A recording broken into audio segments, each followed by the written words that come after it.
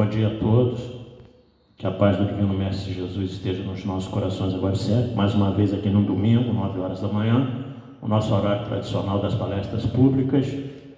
Hoje nós temos a presença do Rogério, trabalhador aqui da casa, um parceirão aqui das nossas atividades, que vai nos trazer o tema O Semeador. Mas antes da gente passar a palavra para ele, nós vamos ler uma página do livro Vinha de Luz, Psicografia Franciscano Xavier, Espírito Emmanuel, capítulo 22, Corrigendas.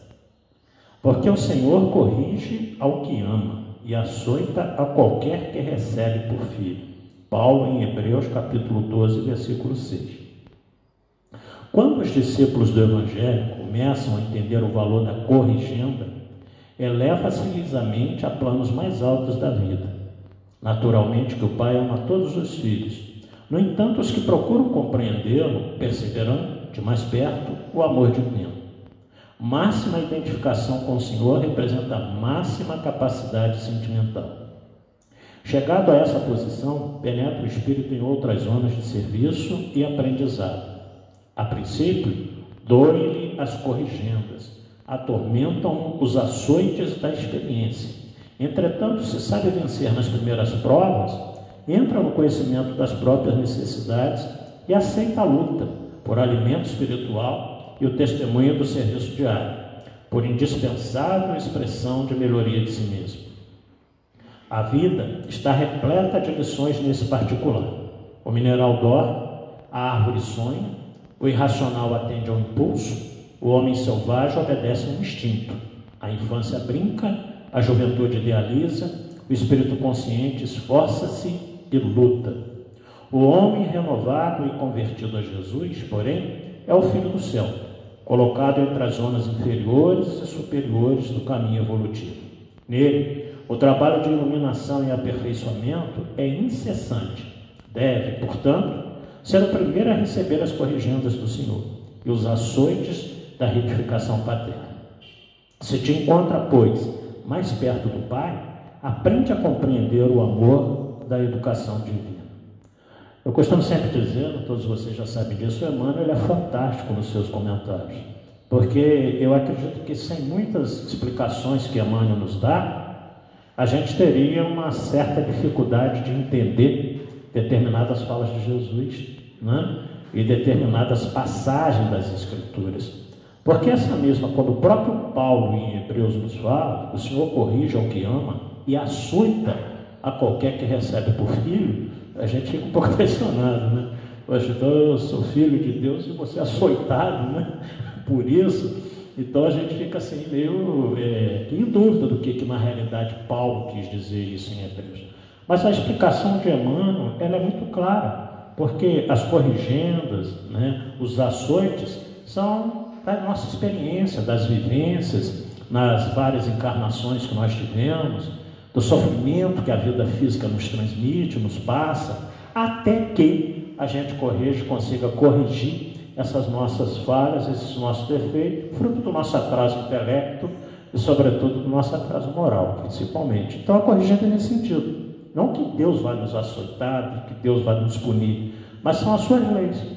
Nós costumamos sempre dizer também que as leis que Deus estabeleceu, elas são eternas, porque são imutáveis, porque senão o universo não teria estabilidade alguma. Imagina se Deus cada dia mudasse as suas leis.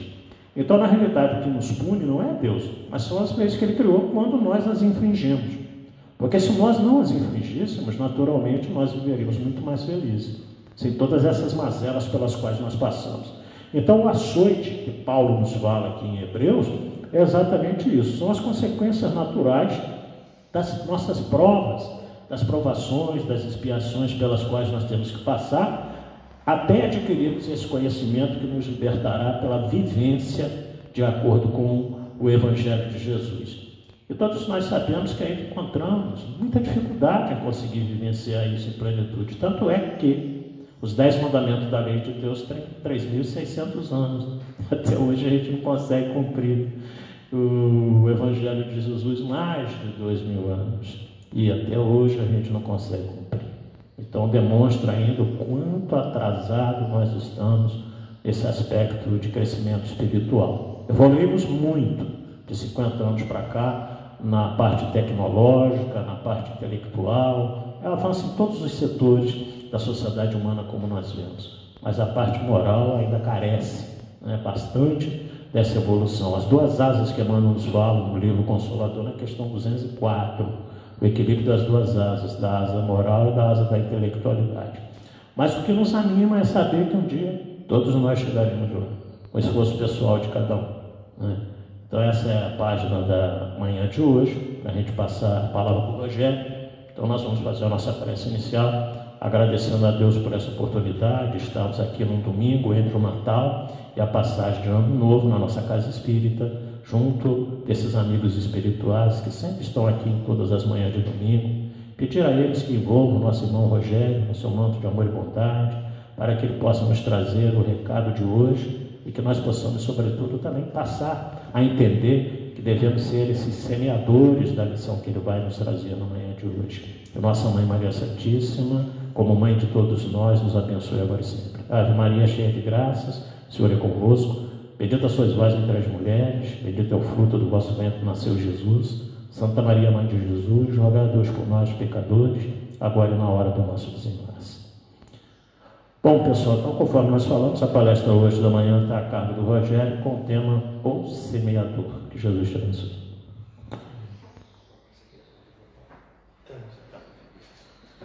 Eu pedi licença a vocês para tirar a máscara aqui.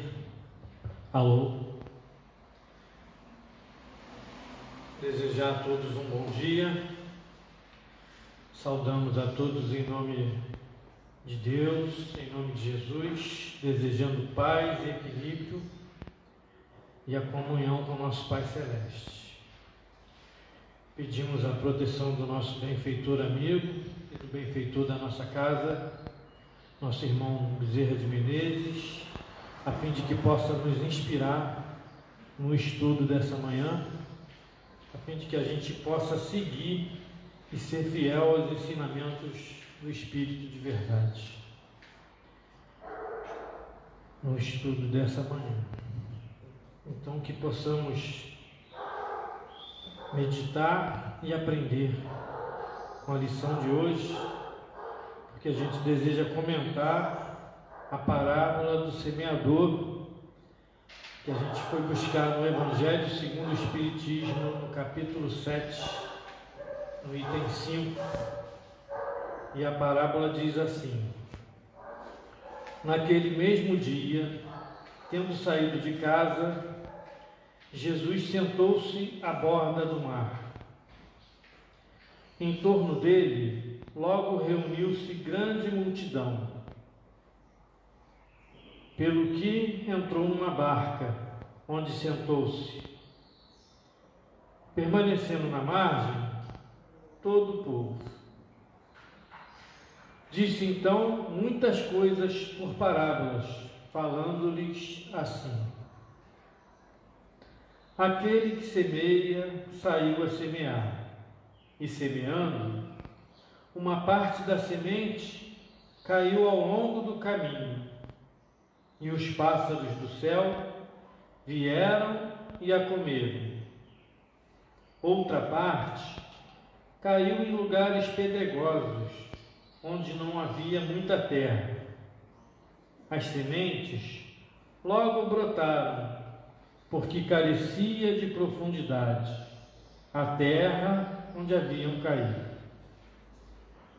Mas, levantando-se, o sol as queimou, e como não tinha raízes, secaram. Outra parte caiu entre espinheiros, e estes, crescendo, as abafaram. Outra, finalmente, caiu em terra boa e produziu frutos, dando algumas sementes 100 por 1, outras 60 e outras 30. Ouça quem tem ouvidos de ouvir. Isso foi extraído do Evangelho de Mateus, capítulo 13, de 1 a 9, para o Evangelho segundo o Espiritismo. Continuando, diz assim: Aí vem mais uma orientação. Escutai, pois, vós outros, a parábola do semeador. Quem quer que escuta a palavra do reino e não lhe dá atenção, vem o espírito maligno e tira o que lhe fora semeado no coração. Esse é o que recebeu a semente ao longo do caminho. Aquele que recebe a semente em meio das pedras é o que escuta a palavra e que a recebe com alegria no primeiro momento, mas não tendo nele raízes, dura apenas algum tempo. Sobrevindo reveses e perseguições por causa da palavra, tira ele daí motivo de escândalo e queda. Aquele que recebe a semente entre espinheiros é o que ouve a palavra, mas em quem logo os cuidados deste século e a ilusão das riquezas abafam aquela palavra e que a tornam infrutífera. Aquele, porém, que recebe a semente em terra boa é o que escuta a palavra, que lhe presta atenção e em quem ela produz frutos, dando 100 ou 60 ou 30 por um. Essa parte está em Mateus, capítulo 13, versículo de 18 a 23. Essa parte, no caso, é Jesus explicando aos seus discípulos o sentido da parábola. Para o povo ele falava por parábola, forçando a meditação, forçando o raciocínio. Aos seus discípulos que já conviviam com ele e que ele buscava preparar para o ministério da evangelização, da frutificação da palavra no mundo, ele esclarecia, até porque eram os escolhidos deles, eram espíritos que já tinham um amadurecimento espiritual para compreender essas verdades. Diante dessa mensagem do Cristo, há um grande ensinamento direto aos seus discípulos com relação ao uso das parábolas. Porque durante todo o seu ensinamento, para não haver dúvidas quanto à identidade de Jesus, ele cita todas as mensagens do Antigo Testamento que continham as profecias sobre a vinda do Messias, em especial as de Isaías, para não haver dúvidas de que ele é o Salvador prometido. E mais ainda, estando ele preparando a cada um para serem aqueles que divulgariam seus ensinamentos e que lhe dariam testemunho de tudo que Jesus vivenciou e ensinou a vivermos para conquistarmos uma vida de paz e comunhão com Deus, como nos ensinou Kardec, a nos prepararmos para o exercício do intercâmbio com os espíritos elevados, a fim de sermos capazes de transmitir ensinamentos fidedignos da mensagem Cristo? Sim, porque a eles tudo era explicado às claras, dissipando todas as dúvidas. Ao povo era necessário meditarem para compreenderem as palavras. E aqueles que se mantinham orgulhosos, apegados a rituais, com velhos vícios, não conseguiam alcançar nesses ensinamentos. Jesus nos esclarece, através do ensinamento que deixou aos apóstolos e que estes nos transmitiram, chegando até nós através dos evangelistas, que pela escrita registraram e transmitiram os ensinamentos de geração a geração, sempre nos relembrando. E nessa parábola, semente é a palavra, é a mensagem, é a comparação de onde ela é plantada ou cai, é a referência. E a atenção que damos a esses ensinamentos é que vai fazer a gente compreender e crescer. No item 6 do mesmo capítulo 7 do Evangelho segundo o Espiritismo, os Espíritos instruem a Kardec e a nós, e principalmente aos espíritas, sobre a atenção que dispensamos a essas mensagens.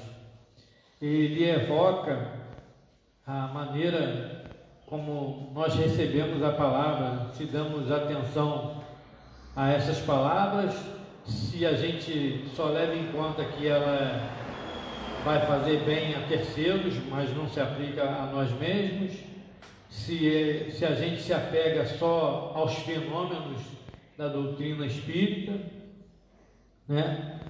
Ou se realmente ela é motivo para que a gente reflita e busque transformar e melhorar o nosso comportamento.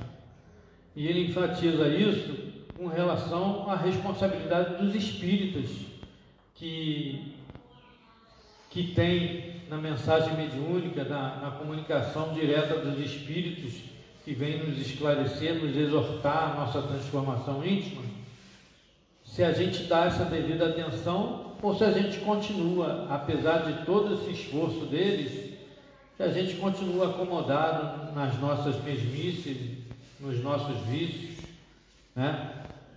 Então ele faz essa menção no item 6. Mas na verdade o que eu queria mesmo é um olhar diferenciado nessa parábola, porque a gente se atém muito a essa questão da semente, se nós somos essa semente, onde nós estamos, se nós estamos entre pedregulhos, entre espinheiros, na beira do caminho, ou se estamos em terra boa. Mas eu queria fazer uma outra abordagem, eu não quero fazer a abordagem da semente. Na verdade, eu começo investigando, meditando no que faz um semeador. E aí a gente vai buscar na semântica, né? Em agricultura, semeador é aquele que cuida das plantações. E ele prepara o solo, ele escolhe o que e onde plantar. Depois é que ele semeia. E no ato de semear, ele não semeia e larga para lá. Ele protege a plantação, a semeadura dele. Ele rega o solo onde estão as sementes, ele aduba, ele cuida até que a semente germine, cresça e dê frutos. Então Jesus usou a imagem do semeador na parábola para facilitar a nossa compreensão e a compreensão daqueles que o ouviam, falando de coisas que eles vivenciavam naquela época, no dia a dia deles, porque o povo daquela época era constituído de sacerdotes, de mercadores, tecelões, artesãos, pastores, agricultores e pescadores. E era a base da economia do povo daquela época. Então, aí nessa mensagem ele usa a atividade do semeador para fazer o povo refletir. Então, no Evangelho, semeador é aquele que, em nome de Deus, orienta, ensina, exorta, para que observe e viva as leis de Deus, conforme consta no Evangelho, no Livro dos Espíritos, aliás, na questão 614, que fala das leis de Deus, da lei natural, da lei imutável. Imutável como o próprio Deus.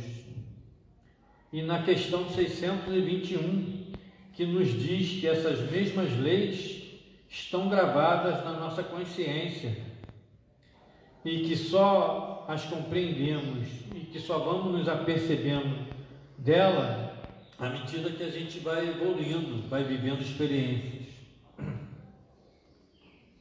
O objetivo do semeador é promover o esclarecimento e a evolução da humanidade. No passado, isso era feito através dos profetas e foi culminando com o nascimento de Jesus entre nós, que vivendo entre nós, tudo que pregou, viveu, ele viveu, demonstrando a autenticidade dos seus ensinamentos. E na lição sublime da paixão na cruz, ele nos mostrou o real sentido da vida na terra e a continuidade dela fora da matéria, em espírito. E trouxe para nós o início de uma nova era com a mensagem eterna do amor. Então são questões para a gente meditar. Hoje, nas diversas religiões que surgiram, os seus líderes, sendo eles padres, pastores, rabinos, xamãs, monges, até mesmo das outras religiões, Pai de Santo, Mãe de Santo, todos eles são responsáveis pelo que nos ensinam, pelo que ensinam aos seus seguidores, pelo que pregam. São responsáveis diante de Deus, porque, como a gente vê, a gente vive num mundo de diversidade, uma diversidade bem ampla, desde as formas de vida, vida vegetal, vida animal, vida inteligente, a diferença de cultura, toda essa diversidade que nos promove as experiências mais diversas para que a gente possa evoluir. Em toda essa diversidade cultural, todos aqueles que surgem como líderes para transmitir às massas os ensinamentos, eles têm um compromisso com Deus de transmitir a verdade. Mesmo dentro das suas culturas, eles têm que falar da nossa necessidade de evolução, da nossa necessidade de convivência fraternal e da nossa necessidade de vivenciar o caminho do bem, da verdade. E todos esses líderes dessas diversas religiões terão de se justificar diante de Deus do que pregam para nós, porque todos eles devem contribuir para a evolução da humanidade, como está no Livro dos Espíritos, na questão 558, que pergunta assim: alguma coisa incumbe aos espíritos fazer que não seja melhorarem-se pessoalmente? E a resposta é: concorrem para a harmonia do universo, executando as vontades de Deus. E Jesus não simplificou para nós toda a lei e os profetas nos 2 primeiros mandamentos? O primeiro, amar a Deus sobre todas as coisas, e o segundo, ao próximo como a si mesmo? Sendo assim, fica o elo da necessidade da gente viver em fraternidade e se auxiliar um ao outro.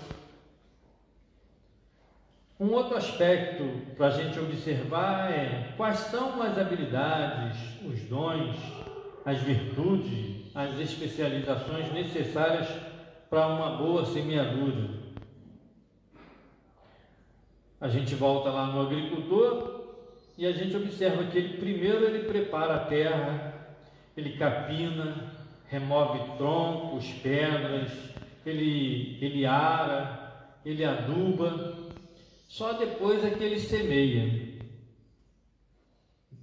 depositando as sementes nas covas, e tem o cuidado de aguar o solo, cuidando para que ela germine, e ele segue acompanhando o seu desenvolvimento, o desenvolvimento da muda até que cresça, floresça, dê frutos.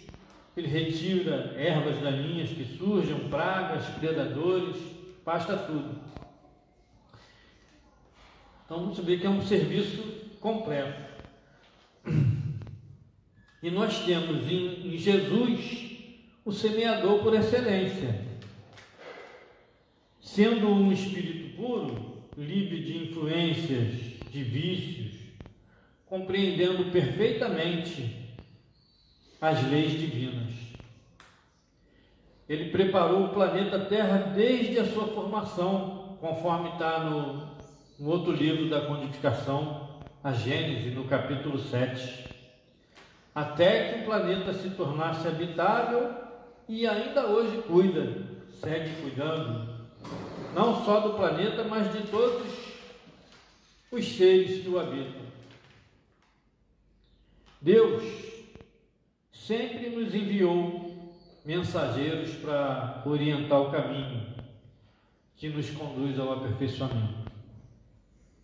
A encarnação de Jesus na Terra, todo o trabalho que edificou, todo o seu modo de vida diante de Deus e diante dos homens, tratando a todos com fraternidade, com caridade, com humildade e misericórdia, é uma demonstração de como age o semeador na seara divina, com cuidado constante e contínuo, respeitando todas as etapas do processo com equilíbrio e confiança. Por isso, ele cita na parábola onde cada semente cai, como se desenvolvem e se morrem ou se desenvolvem, se dão frutos 100, 60 ou 30 por um. Por isso ele cita, para demonstrar esse cuidado e para demonstrar o respeito com a maturidade de cada um, do tempo de cada um de se desenvolver. Seus discípulos conseguiram compreender-lhe os ensinamentos, seguir-lhe os passos. Como no passado, os profetas também traziam as mensagens e exortavam o povo a retornarem ao caminho seguro que conduz a Deus. Então nós percebemos que todo semeador que semeia no coração do outro as mensagens do Cristo deve acompanhar o seu desenvolvimento seguindo as diretrizes básicas: benevolência, indulgência, abnegação e devotamento, que é o amor em movimento,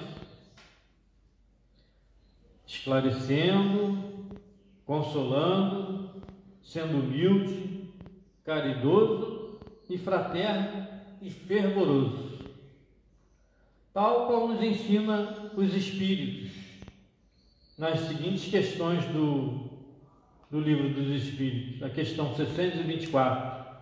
Qual o caráter do verdadeiro profeta?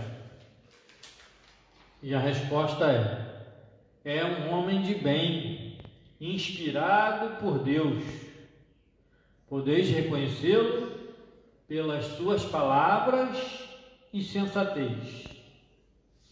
E na questão 625, que Kardec pergunta aos Espíritos: qual o tipo mais perfeito que Deus ofereceu ao homem como modelo? E a resposta: Jesus. Uma outra questão para a gente meditar é com relação à semeadura com a vida, a relação da semeadura com a vida, a utilidade dela em nossas vidas. A semeadura que Jesus se refere da parábola é a comprovação de que Deus vela por nós desde a nossa criação e que cuida para que a gente se desenvolva, se aperfeiçoe, para que tomemos consciência de quem somos,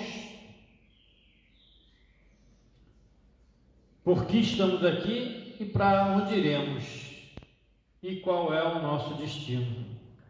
E aí a gente recorre à questão 76.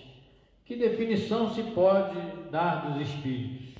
A resposta é: pode-se dizer que os espíritos são seres inteligentes da criação, povoam o universo fora do mundo material. E a questão 115. Entre os espíritos, alguns foram criados bons e outros maus?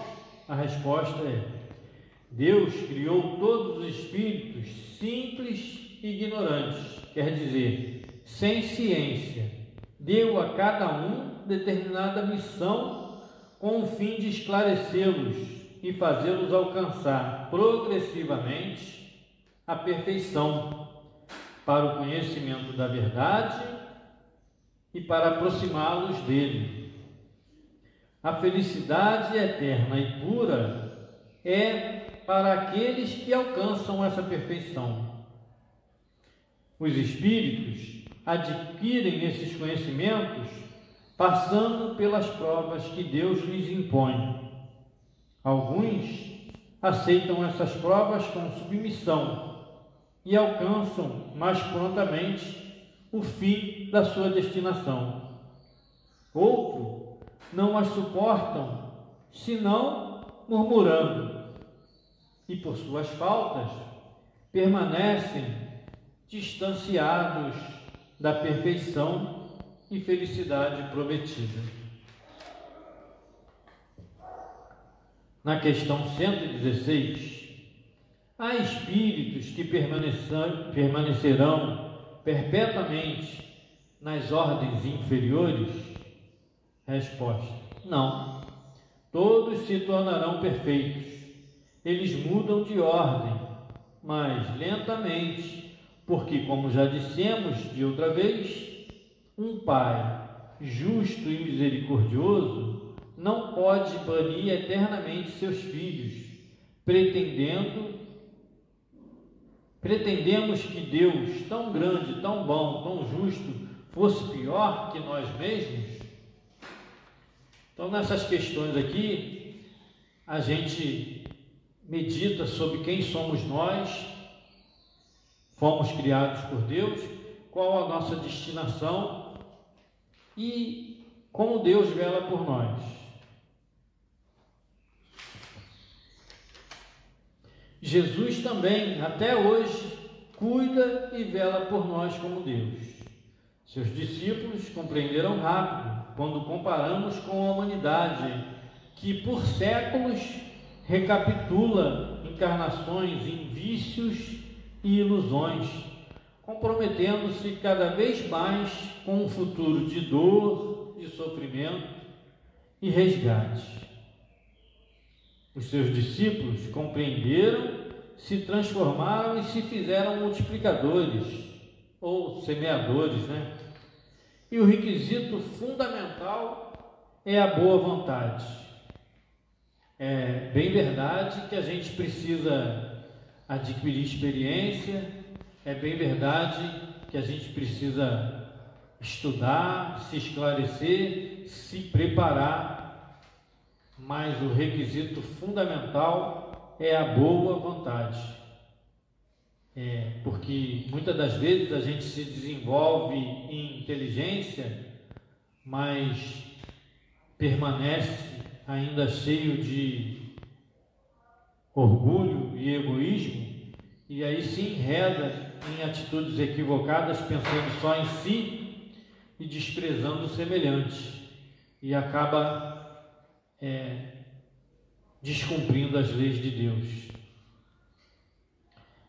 Então, o requisito fundamental é a boa vontade, mas há necessidade de que a gente se prepare.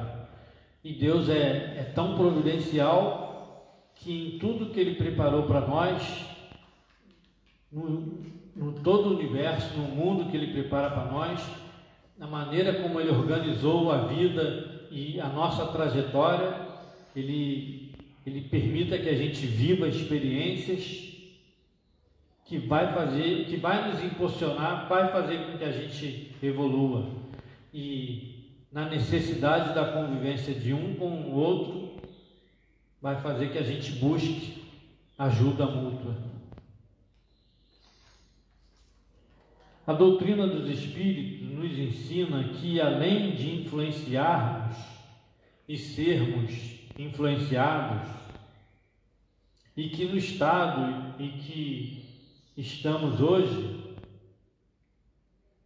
nesse mundo de provas e expiações, e de ainda muito apego à vida física, os espíritos imperfeitos nos induzem a erros, por não quererem o nosso progresso, pela necessidade que tem em manter os nossos vínculos de afinidade, para continuarem a nos usar para satisfazer seus próprios vícios e também para nos experimentarem como instrumentos de Deus que são.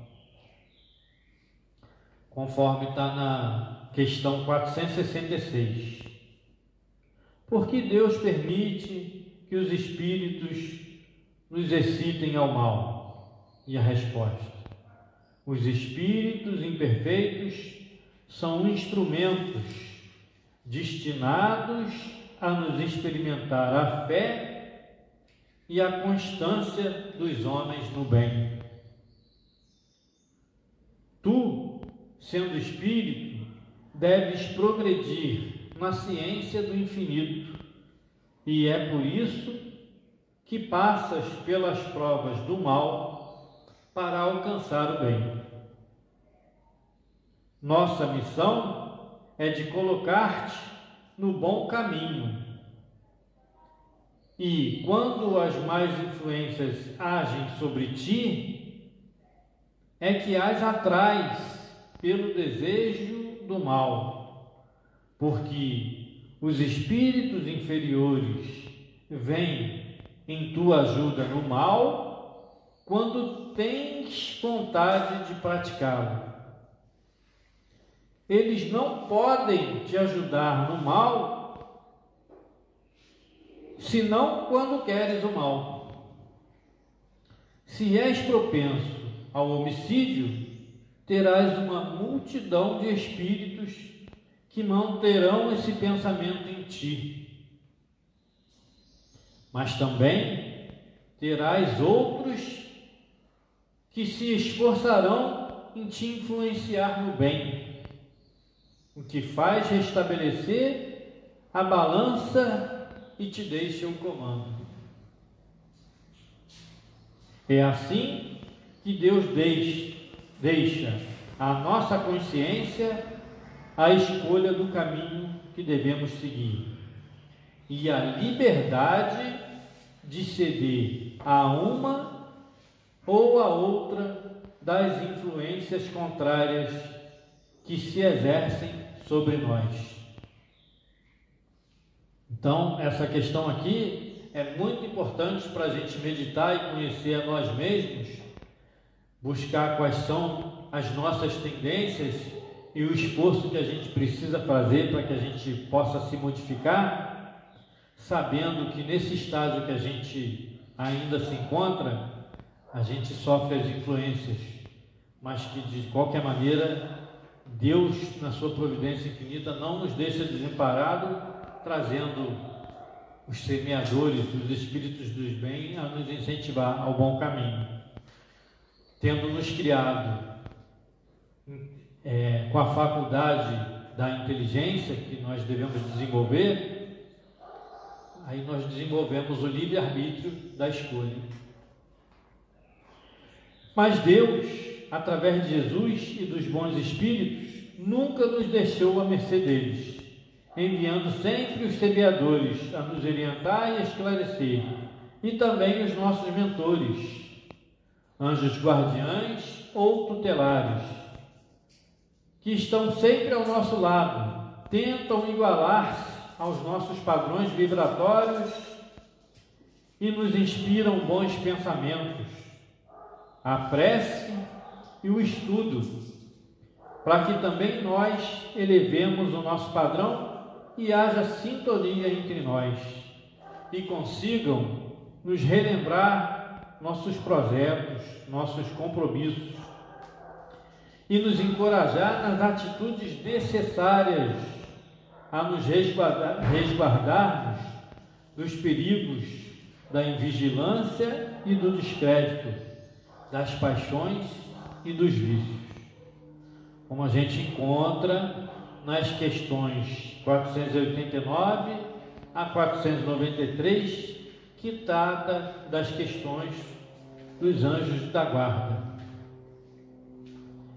Há espíritos que se ligam a um indivíduo em particular para o proteger? Essa é uma dessas questões.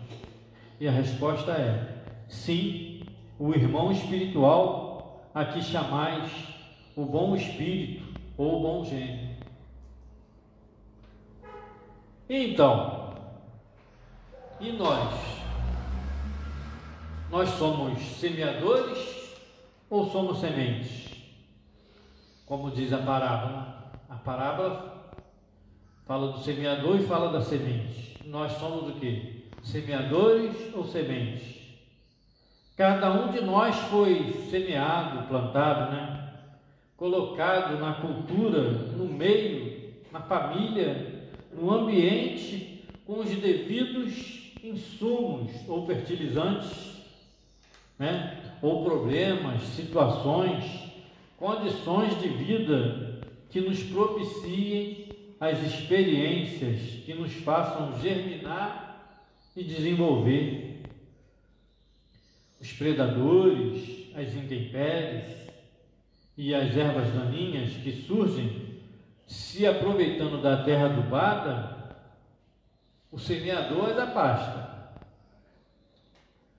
Se somos sementes, estamos absorvendo esse adubo que o semeador nos oferece?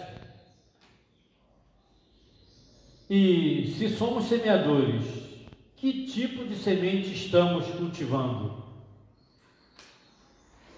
Estamos preparando o solo? Cultivando para que a semente germine e cresça e se desenvolva? Ou só semeamos e largamos para lá? Essa é a questão para a gente meditar.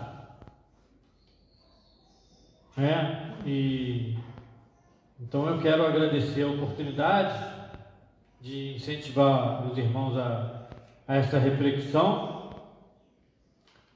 buscar a transformação e o aperfeiçoamento moral e espiritual. E para encerrar, eu quero lembrar aqui um aspirante paraquedista das Forças Armadas Francesas Livres. O nome dele é Zirneide. Ele foi morto em combate no ano de 1942, na Líbia, que fica no norte da África. Que Deus possa abençoá-lo e que ele já possa ter evoluído, é o nosso desejo. A lembrança que ele me causa, já de vez em quando eu lembro dele, já de há muito. Eu conheci a história dele nos idos dos anos 78, quando prestei serviço militar. Ele deixou uma oração que eu quero ler aqui para vocês. E ela foi transformada na oração do paraquedista brasileiro. No boletim número 7, do dia 17 de janeiro de 1968, pela Brigada Aeronáutica. E essa oração ela diz assim: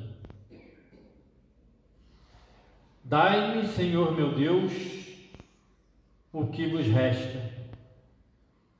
Dai-me aquilo que ninguém vos pede. Não vos peço o repouso, nem a tranquilidade, nem da alma, nem do corpo. Nem vos peço a riqueza, nem o êxito, nem a saúde. Tanto vos pedem isso, meu Deus, que já não vos deve sobrar para dar. Dai-me, Senhor, o que vos resta. Dai-me aquilo que todos recusam. Quero a insegurança e a inquietação. Quero a luta e a tormenta. Dai-me isso, meu Deus, definitivamente. Dai-me a certeza de que essa será a minha parte para sempre, porque nem sempre terei a coragem de vô-la pedir. Dai-me, Senhor, o que vos resta. Dai-me aquilo que os outros não querem, mas dai-me também a coragem, a força e a fé. Que Jesus nos abençoe, nos sustente. Muito obrigado. Que vocês possam meditar nesse ensinamento da manhã e que possa ser útil para a nossa transformação. Ainda resta alguns minutinhos aqui.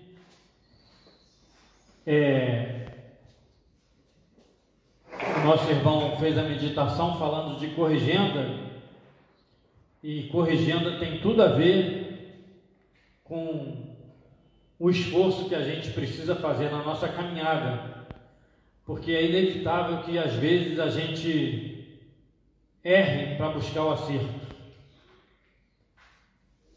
O que não é correto é a gente se deixar levar pelo engano e se perpetuar nele, mas que ele possa servir para que a gente possa buscar o caminho certo. Então fica essa mensagem para a manhã de hoje.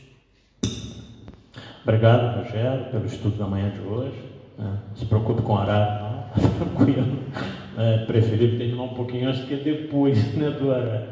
Mas a gente agradece a presença de todos aqui no salão da EDAC, lembrando a vocês que nós estamos na última semana do ano, né?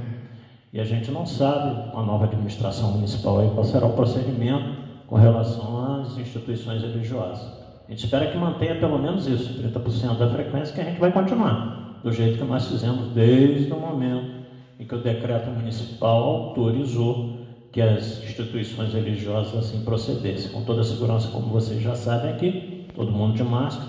Agradecemos a presença dos internautas aí, lembrando que quarta-feira tem palestra normalmente, a casa não fecha nesses dias, né? E a gente quer agradecer sobretudo aqueles que só nos assistem aos domingos, aqueles que vêm aos domingos, pela participação aí durante todo esse ano. O encerramento que nós fizemos foi muito bom lá na comunidade do Parque Maíra, em Pinheiral, em que nós levamos as cestas básicas para as famílias carentes, substituindo a sopa em janeiro, que não terá, porque sempre no mês de janeiro o pessoal da sopa, eles tiram umas férias merecidas, né? E nós conseguimos esse ano, através da Laurete, principalmente, da Solange, mobilizar aí e levamos as cestas básicas para as famílias mais carentes. Então, numa quarta-feira de manhã, nós fomos lá, de semana retrasada, precisamos de 4 carros aqui para levar tudo isso, né? E foi muito bom porque a gente fica um pouco tranquilo de não ter a sopa, mas aquelas famílias estarem atendidas com esses mantimentos durante todo o mês de janeiro. O pessoal da sopa já nos garantiu que eles retornam em fevereiro, na primeira semana, para a gente dar continuidade a esse trabalho do sopão no sábado. Então, Agradecimento, sobretudo, já falei várias vezes a eles, por essa equipe valorosa, que em nenhum momento da pandemia eles deixaram de estar aqui nos sábados, né, fazendo esse alimento para as pessoas extremamente carentes. Agradecer a presença daqueles que também durante todo esse ano tiveram, né, se sentiram seguros de comparecer à EDAC, como nós, que estamos à frente aqui desde março, e vamos continuar também com as transmissões pela internet, respeitando aqueles que não se sentem seguros para estar aqui. A gente entende isso, né? Mas voltamos a dizer que a gente continua funcionando normalmente, trabalho de paz, com toda a segurança necessária. Ok? Quarta-feira que vem aqui, Felipe? Oi? Quarta-feira que vem nós teremos a presença do Davidson, né? Vésperas de passagem do Ano Novo. É um menino estudioso também, um jovem aí que se esmera no estudo da doutrina espírita, palestras sempre muito boas também. Então nós agradecemos a presença de todos vocês. Antes de passar para a sala de paz, nós vamos rezar a oração que Jesus nos ensinou. Pai nosso que estás nos céus, santificado, Senhor, seja o vosso nome, venha a nós o vosso reino, seja feita a vossa vontade, assim na terra como nos céus. Pão nosso de cada dia nos dai hoje, perdoai, Senhor, as nossas ofensas, assim como nós perdoamos a quem nos tem ofendido. E não nos deixeis cair nas tentações do caminho, mas livrai-nos de todo mal, porque são teus o reino, o poder e a glória para sempre. Com essa prece, então, nós damos por encerrada a primeira parte e passamos para os trabalhos na sala de paz. Aguardem no salão, aquele que tiver necessidade de paz, que nós iremos chamando.